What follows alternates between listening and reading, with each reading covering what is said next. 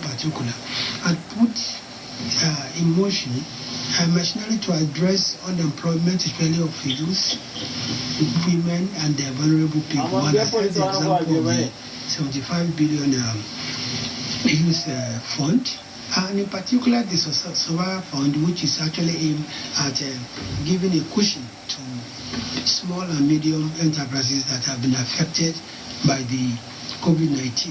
As of today, over 500,000 unemployed graduates have benefited from the Empower project. And then between the market money, trader money, and farmer money, over 2 million Nigerians have benefited from the grants. So these are kind of things that we went home to tell our people, and it quite resonated very well. Overall, it's been a very good platform for exchange of views between the government and the government.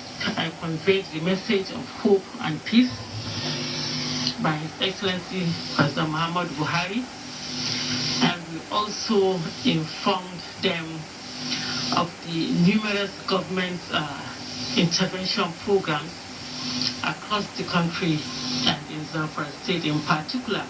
They appreciated my coming, and they reiterated their support and loyalty to the government and to President Muhammadu Buhari.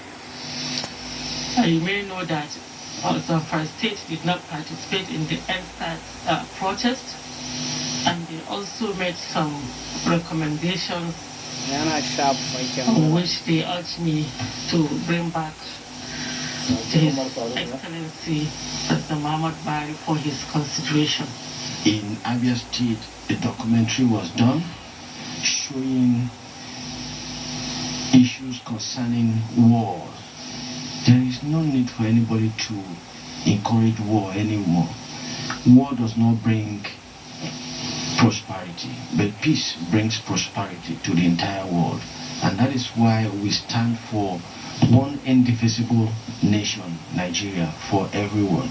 And that's what Mr. President stands for. And this government has done a lot for this nation within this period, and which we shared with the people, and they are happy with the performance of the federal government. During the council meeting, 36th in the series for the year 2020, a moment of silence was observed in honor of the late General Domkat Bali, who served twice as Minister of Defense between 1984 to 1985 and 1985 to 1990. From the State House, Adamu Sambo, NTA News. In the meantime, the chairman of the Independent National Electoral Commission, Professor Mahmoud Yakubu, has been sworn in to take charge of Nigeria's electoral umpire for another 5-year term. The swearing-in ceremony performed by President Muhammadu Buhari preceded the weekly meeting of the Federal Executive Council. State House correspondent Adamu Sambo has that. An academic born in 1962, Professor Mahmoud Yakubu from Bauchi State will go down in history as the only Nigerian to serve for 2 terms as chairman of the Independent National Electoral Commission. First appointed to the office in October 2015 by President Muhammadu Buhari, Professor Yakubu superintended the conduct of Nigeria's 2019 general elections, adjudged to be one of the most transparent and credible in the country. With his reappointment, Professor Mahmoud Yakubu is mandated to be in charge of affairs of the nation's electoral body when Nigerians return to the polls in 2023.